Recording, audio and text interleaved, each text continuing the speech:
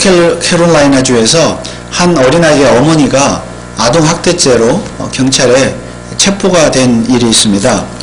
이 엄마는 자신의 어린 아기에게 담배를 물려가지고 피우게 하고, 그리고 그것을 그 어린아이가 그 담배를 빨고 내뱉는, 연기를 내뱉는 그거를 동영상으로 찍어갖고 올리는 바람에 이렇게 소문이 나가지고 결국 경찰에 체포되는 그런 일이 있었습니다. 그러나 이 정도는 아무것도 아니죠. 정말로 자식을 버리는 부모도 있고, 또 자기 자식을 때리거나 음식을 주지 않으면서 학대하는 그런 부모들도 많이 있습니다. 예레미야 4장, 애가 4장 역시 1장과 2장과 마찬가지로 슬프다라는 말로 시작을 하고 있습니다. 1절 2절에 보면 슬프다 어찌 그리 금이 빛을 잃고 정금이 변하였으며 성수의 돌이 각 거리 머리에 쏟아졌는고 시온의 아들들이 보배로와 정금에 비하려니 어찌 그리 토기장이에 만든 질항아리 같이 여김이 되었는고. 여기에 보면 금이 빛을 잃고 변해서 질항아리 같이 되었다라는 표현이 있습니다. 이는 금으로 만든 예루살렘이, 혹은 예루살렘 성전이 흙으로 만든 질항아리처럼 쉽게 깨졌다는 뜻입니다. 여러분, 금은 무엇입니까? 오늘날 인간이 화폐 대신으로, 금을 화폐 대용으로 사용하는 아주 귀중한 금속입니다. 금은 색깔이 변하지도 않고 잘 부식하지도 않기 때문에 사람들이 귀중한 그런 화폐 대용으로 사용을 하고 있습니다. 그래서 금은 화폐는 물론 오늘날 사람들이 장식용으로도 사용하고 또 의료용으로도 사용하고 요즘은 식용, 먹는 금가루까지 등장을 하였습니다. 그런데 솔로몬이 지었던 예루살렘 성전 역시 금으로 지었습니다. 특별히 성전 안에 있는 많은 기물들은 대부분 다 금으로 만들었습니다. 그런데 우리가 아는 대로 이 성전 안의 기물들, BC 586년에 바벨론 제국에 의해서 성전이 멸망될 때 그 안에 있는 금으로 만든 많은 기물들 바벨론이 자기 나라로 다 빼앗아 가버렸습니다. 이처럼 금으로 만들어진 예루살렘 성전이 질항아리처럼, 흙으로 만든 질항아리처럼 쉽게 깨져버렸습니다. 부서졌습니다. 그러나 금이라는 재료보다 더 중요한 것이 있습니다. 이스라엘 백성들은 예루살렘 성전 자체를 마치 금과 같은 존재로 여겼습니다. 마치 금이 색깔도 변하지 않고 부식되지 않는 것처럼 예루살렘 성전, 그들에게 있어서 영원히 그들과 함께 존재할 것이라고 믿었습니다. 즉 이스라엘 백성에게 있어서 이 성전이라고 하는 것은, 성전이 무너진다고 하는 것, 사라진다고 하는 것은 꿈에도 상상할 수 없는 그런 일이었습니다. 그런데 그 성전이 그만 질항아리처럼 깨지고 말았습니다. 그래서 이스라엘 백성들은 큰 충격을 받았습니다. 솔로몬 왕이 예루살렘 성전을 건축했을 때가 BC 956년경입니다. 그러니까 지금까지 거의 약 400년 동안 이 성전은 아주 아무 일 없이 잘 있었는데 그들이 가장 잘 믿고 있던 성전이, 멀쩡하게 잘 있던 성전이 하루아침에 다 부서져 버렸으니 그 충격이 이루 말할 수가 없었습니다. 여러분, 만약에 우리도 사랑하는 사람이 죽음을 당하거나 죽었거나 멀리 떠났거나 그렇게 이별을 하게 되면 우리가 믿었던 사람, 사랑하는 사람, 그러니까 얼마나 마음에 충격이 크겠습니까? 이스라엘 백성에게 있어서는 마치 성전이 그런 존재였어요. 그래서 성전이 무너지자 그들은 말할 수 없는 충격을 받았습니다. 그런데 또 충격적인 일이 있습니다. 다시 2절 말씀을 보면 시온의 아들들이 보배로와 정금에 비하려니. 시온의 아들들, 즉 유다 백성들이, 그 사람들이 금과 같아, 정금이다. 백성들 자체가 금과 같이 보배로운 존귀한 존재들이었는데 그들 역시 질항아리가, 흙으로 만든 질항아리가 깨지듯이 깨져버렸습니다. 바벨론의 침략에 의해서 많은 사람들이 죽임을 당했죠. 그리고 또 많은 사람들이 포로로 잡혀갔습니다. 흩어졌습니다. 그들은, 이스라엘 백성들은 자기 것들이 금과 같은 존재이기 때문에 하나님의 선택함을 받은 그 가나안 땅에서 영원히 행복하게 잘 살 줄로만 알았습니다. 그런데 하루아침에 사람들이 다 깨지고 말았습니다.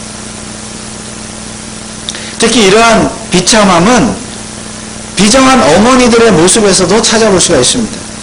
3절 4절 말씀해 보니까 들깨는 오히려 젖을 내어 새끼를 먹이나 처녀 내 백성은 잔인하여 광야에 타조 같도다. 젖먹이가 목말라서 혀가 입천장에 붙으며 어린아이가 떡을 구하나 떼어줄 사람이 없도다. 이스라엘의 어미들은 들깨보다도 못하다는 것입니다. 들깨. 그리고 들깨는 자기 새끼에게 젖을 먹이는데 이 이스라엘의 어미들은 그러지 못하다는 것입니다. 이스라엘의 어미들은 오히려 광야의 타조와 같다 그렇게 기록하고 있습니다. 여러분 타조는 어떤 짐승입니까? 타조는 알을 낳자마자 그 알을 내팽개친다 그래요. 자기 새끼를 잊어버리고 내팽개치는 그런 새로 알려져 있습니다. 이스라엘의 어미들이 그렇다는 것입니다. 자기 자식들을 어린아이들을 내팽개치고 비정한 어머니가 되었다. 물론 이스라엘의 어미들이 처음부터 그렇게 된 것은 아니었습니다. 다만 이 전쟁에 의해서 모든 것이 약탈되어지고 불타고 게다가 기근까지 겹쳐서 먹을 것이 없으니까 그 고통이 너무 심하니까 자기 자식에게도 비정한 어머니가 될 수밖에 없었다는 것입니다. 그러나 사실 여러분 어머니의 사랑이라는 것이 무엇입니까? 어머니의 사랑이라는 것은 자기 자신은 굶어 죽을지언정 음식이 없어도 자기 새끼에게는 먹을 것을 주고 젖을 물리는 것이 어머니의 사랑이 아니겠습니까? 우리가 어렸을 때 다 그런 어머니의 사랑을 받고 자랐고 우리가 어머니가 되었을 때도 그런 사랑으로 그런 마음으로 우리 자식들을 다 키우지 않았습니까? 그런데 지금 이 상황은 자기 자식의 혀가 입천장에 달라붙을 정도로 먹을 것이 없고 마실 것이 없고 물릴 젖도 없을 정도로 이렇게 비참하게 되었는데 그런 상황이 되니까 어머니조차 어머니의 사랑도 다 사라졌다. 기근 앞에서 환난과 기근이 그만큼 심했다는 것이죠. 그래서 어느 정도로 심했느냐 어느 정도로 어머니들이 비정했느냐 10절 말씀해 보니까 처녀 내 백성의 멸망할 때에 자비한 부녀가 손으로 자기 자녀를 삶아 식물을 삼았다. 평소에는 그렇게 자비롭던 어미들이 자기 자식을 잡아먹었다는 것이죠. 자식을 잡아먹었다. 평소에는 이렇게 자비롭던 어미들. 과거 아람이 북이스라엘을 침략했을 때도 이런 일이 있었고 또 AD 70년 로마가 예루살렘을 멸망시킬 때도 그런 일이 있었다고 기록하고 있습니다. 그런 일들이 지금 또 일어나고 있어요. 바벨론 그 침략에 의해서. 그러니까 굶주리는 앞에서는 아주 큰 고난과 고통 앞에서는 환난 앞에서는 어미의 사랑도 다 소용이 없었다는 말씀입니다. 그런데 이러한 현상 자체가 하나님의 심판인데 이러한 심판은 하나님께서 이미 오래전부터 이런 심판이 임할 것이라고 예언의 말씀을 하셨습니다. 특별히 모세의 율법을 통해서 이런 심판을 이미 하나님께서 경고하셨습니다. 레위기 26장 28절 29절에 보면 내가 진실로 너희에게 대항하되 너희 죄를 인하여 7배나 더 징책하리니 너희가 아들의 고기를 먹을 것이요 딸의 고기를 먹을 것입니다. 이미 레위기에 이런 말씀이 있어요. 또 신명기 28장 53절에 보면 내가 대적에게 애워싸이고 맹렬히 쳐서 곤란케 함을 당함으로 내 하나님 여호와께서 내게 주신 자녀 곧 내 몸의 소생의 고기를 먹을 것입니다.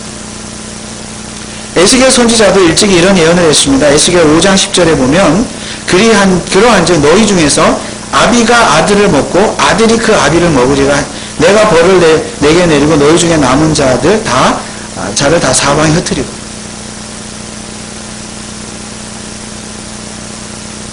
이처럼 부모가 자식을 잡아먹는 이러한 현상이 아마 나 아버지도 아들을 잡아먹고 임할 것이다 라고 이미 하나님께서 경고의 말씀을 하셨습니다. 이것이 그들에게 임한 비극이고 하나님의 심판이었습니다. 그리고 이것이 바로 금처럼 귀한 단단했던 그 백성들이 질 항아리처럼 흙으로 만든 항아리처럼 산산이 부서지고 깨진 증거입니다. 그렇다면 여러분, 하나님의 이 경고는 무엇이었습니까? 어떤 경고를 한 것입니까? 그리고 이스라엘 백성들은 이러한 하나님의 심판의 경고를 이미 다 알고 있었을 터인데 어떻게 해서 이런 비극이 일어나게 된 것입니까? 오늘 본문 6절은 그에 대한 대답을 말해주고 있습니다. 전에 소돔이 사람의 손을 대지 않고 경각간에 무너지더니 이제 처녀 내 백성의 죄가 소돔의 죄악보다 중하도다. 결국 이스라엘은 이 죄 때문에 심판을 당하는데 특별히 소돔의 때의 죄보다 더 큰 죄를 지었다라고 말씀하고 있습니다. 소돔의 죄보다 더 큰 죄. 그 말은 무슨 뜻입니까? 소돔이 받았던 심판보다 지금 이스라엘 백성들이 받는 심판이 더 클 수밖에 없다는 것입니다. 사실 소돔의 심판은 사람의 손에 의한 것이 아닙니다. 왜 나쁜 사람들이 쳐들어온 것도 아니에요. 정말 하나님께서 초자연적인 어떤 그런 일들을 통해서 하나님 그 소돔성에 크고 무서운 심판이 임했습니다. 초자연적인 하나님 계획. 그런데 그렇게 임한 하나님의 심판도 크고 무서운 것이었다고 한다면 지금 더 큰 죄를 지은 이스라엘에게 임하는 하나님의 심판은 더 크고 무서울 수밖에 없다는 것입니다. 그러므로 금으로 만든 성전이 무너지고 그렇게 믿었던 성전이 무너지고 부모가 자식을 잡아먹는 법을 정도로 그런 큰 심판이 임했는데 그 자체가 벌써 소돔 때와는 비교할 수도 없는 아주 크고 무서운 심판이라는 말씀입니다. 여러분, 죄란 심판이란 그런 것이죠. 소돔 때보다 더 크다. 여러분, 이 세상이 역사가 흘러갈수록 죄가 더 커질까요? 작아질까요? 더 커집니다. 그 심판도 더 커집니다. 그걸 알아야 돼요. 그러면 지금 이스라엘의 이 비참한 심판의 이야기는 누구의 이야기입니까? 바로 저와 여러분들의 이야기. 우리와 아무 관련이 없다면 우리는 이 예레미야 애가를 읽을 이유가 없습니다. 모든 성경이 다 그렇지만 이 예레미야 애가의 말씀도 오늘 우리들에게 주어진 말씀이 좀 있습니다. 그렇다고 해서 우리들이 너무 배가 고파서 자식을 잡아먹게 될 것이다, 그런 뜻은 아닙니다. 다만 우리 자신도 하나님 앞에서 보배로운 존재였지만, 금과 같은 보배로운 존재였지만 우리도 죄 가운데 거하면 질 항아리처럼 될 수 있다는 것을 깨달아야 합니다. 사실 우리 인간은 본래 하나님이 보시기에 아름다운 존재로 창조되어졌습니다. 정말 금과 같이 아름답게 빛나는 존재였습니다. 그러나 죄로 말미암아 우리 인생이 깨졌습니다. 우리 인생에 고난이 있고 여러 가지 어려움이 있는 것은 다 죄 때문입니다. 죄로 말미암아 우리 인생이 깨졌고 그 결과 우리가 고생과 수고, 슬픔, 질병, 불행과 고통이 가득한 삶을 살게 되었습니다. 그래서 로마서 3장 16절 18절에 보면 파멸과 고생이 다 그 길에 있어 평강의 길을 알지 못하였고 저희 눈앞에 하나님을 두려워함이 없느니라 함과 같으니라. 죄 때문에 인생에게, 우리 인간에게 파멸과 고생이 임하게 되었다. 그러면 오늘 우리의 죄는 무엇입니까? 금으로 만들어진 성전은 결코 무너지지 않을 것이라고 믿는 그 성전 신앙이 곧 죄입니다. 물론 성전은 이스라엘 백성들이 제사를 통해서 하나님 앞에 나아가 회개하고 예배를 드리는 그런 장소였습니다. 그러나 그들의 제사는 다 형식적이었습니다. 특별히 제사를 지내는 제사장들조차 돈에만 눈이 멀었고 형식적으로 제사를 지냈습니다. 이게 구약 역사에 나타나죠. 그것은 모든 게 다 형식적이었어요. 그럼에도 불구하고 전혀 하나님 앞에 죄송한 마음이 없었습니다. 왜요? 성전이 있으니까. 성전이라는 눈에 보이는 이 성전이 있는 한, 건물이 있는 한 안전하다는 것이죠. 오늘날 교회들도 교회 건물을 크게 지어놓고 큰 돈을 들여 금으로 지은 교회도 있죠. 그것이 있는 한 안전하다. 우리 교회는 안전하다. 어리석은 거죠. 정말 하나님 앞에 하나님 예배하고 바르게 살지 못하면서 세상 속에서 이것이 이 건물이 있는 한, 나는 이 교회 어느 교회를 다녀, 이것이 우리의 자랑이 되어서는 안 되는 것이죠.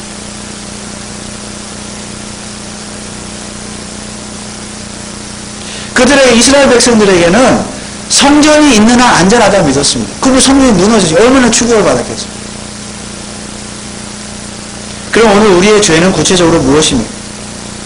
우리를 안전하게 해준다고 믿는 것들, 즉 그것만 있으면 나는 안전하다고 생각하는 그것을 손에 붙잡고 있는 것이 바로 우리의 죄입니다. 지난주에 말씀드린 것처럼 우리는 하나님 자신 때문에 안전하다고 믿지 않고 하나님 외에 어떤 것들 때문에 내가 그것이 있으니까 안전하다고 믿는 것, 이것이 곧 우상이며 그것이 우리의 죄입니다. 우상숭배의 죄입니다. 그리고 우상숭배의 결과는 무엇입니까? 정금이 항아리처럼, 질 항아리처럼 깨지는 것입니다. 오늘 우리들에게도 우리를 안전하게 해주는 것들이 있습니다. 필요한 것들이 있습니다. 우리는 돈도 필요하죠. 사실 돈이 있어야 안전하잖아요. 사람 심리가.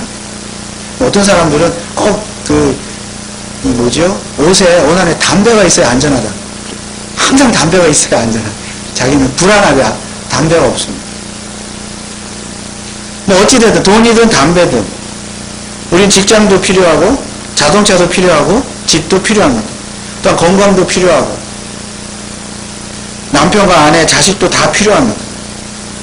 하다못해 집 안이나 우리가 비즈니스 하시는 그 현장 안에 CCTV라도 설치해야 안전합니다. 하다못해 정말 총이라도 가져야 우리가 안전을 지킬 수가 있죠. 다 필요한 것들이죠. 우리의 안전을 위해서.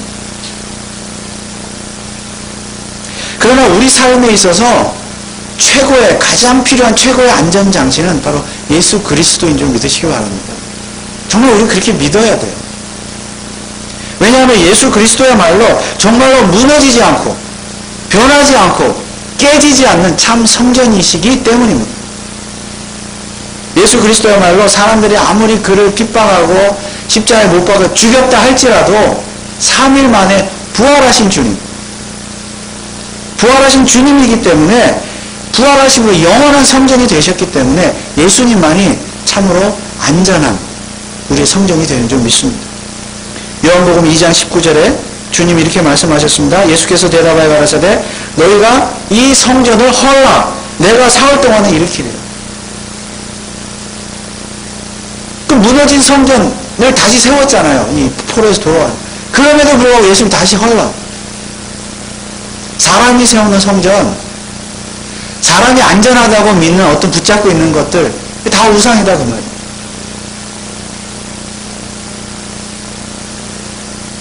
이처럼 죄와 사망의 권세를 이기시고 사흘 만에 부활하신 예수 그리스도를 나의 참 성전으로 믿고 모시고 믿는 자가, 그 성도가 바로 또한 참된 성전이 되는 줄 믿습니다. 그분으로 만든 성전이 되는 것이죠. 우리 자신들. 고린도전서 3장 16절에 너희가 하나님의 성전인 것과 하나님의 성령이 너희 안에 거하시는 것을 알지 못하느냐. 참 성전이신 예수님 우리 안에 계시고 그로 말미암아 그 믿음으로 말미암아 우리 자신이 금으로 만든 참 성전이 되었다.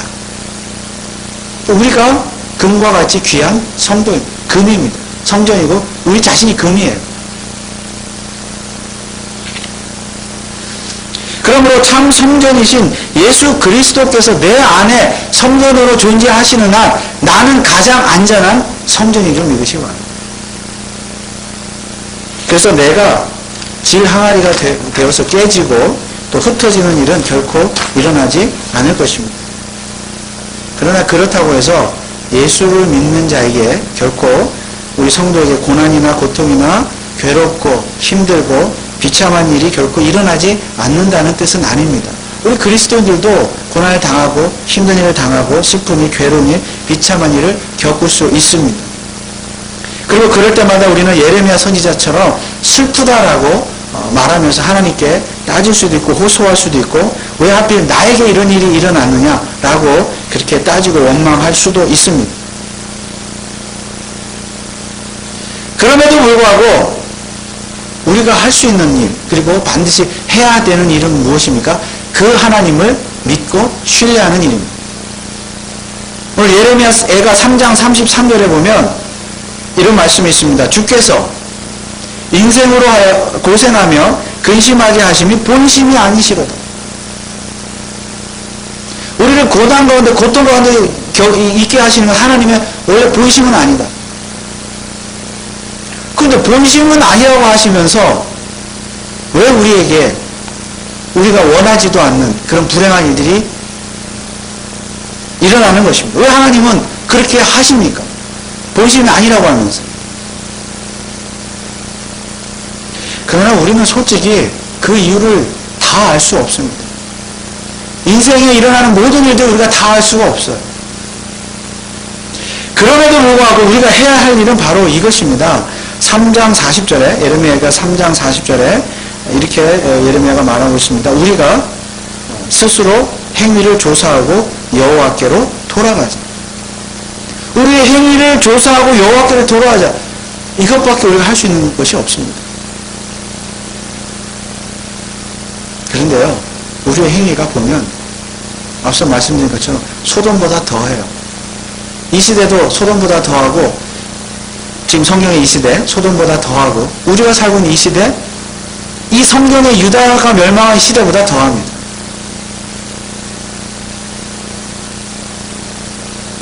그러므로 우리가 고통을 당할 때마다 불평하고 원망하고 따질 수 있는 하나님이 계시다는 사실만으로도 우리는 안전한 자들입니다. 왜냐하면 우리의 눈물과 아픔과 상처를 기억하고 불쌍히 여겨주신 하나님, 결코 우리를 외면하지 아니하신 하나님, 그 하나님이 우리와 함께 하시기 때문에 하나님 결코 우리를 외면하지 않으세요. 그러나 왜 그러면 나를 사랑하신다고 하면서 본심이 아니라고 하면서 나에게 고난을 주십니까? 따질 수 있어요. 근데 하나님의 답은 너희가 스스로 행위를 조사하고 여호와께로 돌아오라, 이것입니다.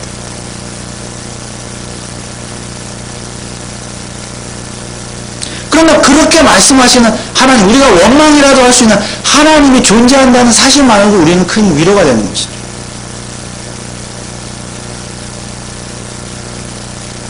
그래서 예레미야 선지자는 5장 1절에서도 이렇게 하나님께 기도하고 있습니다. 5장 1절에 여호와여, 우리의 당한 것을 기억하시고 우리의 수욕을 감찰하옵소서. 우리는 그렇게밖에 기도할 수가 없는, 하나님 내 고통 아시죠? 내 고통 기억해 주세요. 사실 기억하시죠? 나의 슬픔을 돌아봐 주세요. 감찰해 주세요. 불쌍히 여겨 주세요.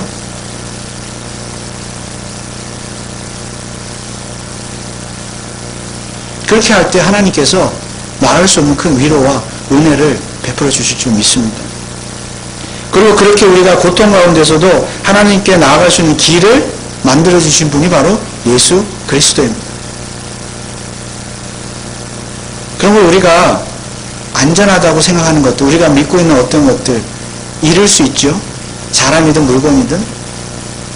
그것을 잃었을 때 우리가 마냥 슬퍼하고 괴로워할 것만이 아니라 오히려 그럴 때일수록 참 성전이신 예수 그리스도를 바라보고 그 예수 그리스도를 통하여 하나님께 나아가야 합니다. 그리고 그렇게 하나님 앞에 나아갈 때, 하나님 안에 거할 때만이 우리 안에 내적으로 참 평안, 정말 안전하다고 느끼는 그런 평안이 임하게 되는 줄 믿습니다. 하나님 안에 거할 때 정말 참 안전한 것이에요. 그럼 어떻게 할 수 있는, 그게 무슨 말이냐? 이것은 우리 자신들의 몫이에요. 제가 아무리 말로 하나님 안에 거할 때, 예수 안에 거할 때 안전하다 해도 그것은 우리 자신의 개개인이 정말 하나님 앞에 거하도록, 안에 거하도록, 예수 그리스도 안에 거하도록 그 삶을 살아야 되는 것이죠. 어쩌면 그렇게 살도록 하기 위해서 하나님께서 우리에게 고난을 허락해 주시는지도 모르겠습니다. 그러나 하나님께서는 당신이 택하신 백성, 저와 여러분들 금과 같이 보배로운 존귀한 그런 존재이기 때문에, 하나님의 자녀이기 때문에 결코 우리를 속절없이 질 항아리가 깨지듯이 그렇게 깨지도록 내버려 두지는 않으신다는 말씀입니다. 그러므로 지금 혹시 고난 중에 계십니다. 고통을 경험하고 있습니다. 그런다 할지라도 우리는 마냥 슬퍼할 것만이 아니라 다시 한번 힘을 내어서 하나님 앞에 나아가서 예수 그리스도 이름을 힘입어 하나님 앞에 나아가서 하나님 나를 기억해 주세요. 나를 불쌍히 여겨주세요. 한번 그렇게 기도하고 매달리고 하나님의 은혜를 구하는 저와 여러분들 되시기를 주님의 이름으로 축원을 드립니다. 그래야 할 때 하나님께서 말할 수 없는 은혜를 베풀어 주십니다. 예레미야 선지자를 통해서 이스라엘 백성들에게 은혜를 베풀어 주신 것처럼 오늘 저와 여러분들에게도 하나님께서 말할 수 없는 은혜를 베풀어 주실 줄 믿고 다시 한번 힘을 내어 여호와 하나님 앞에 나아가시는 저와 여러분들 되시기를 주님의 이름으로 축원을 드립니다. 기도하겠습니다. 하나님 아버지,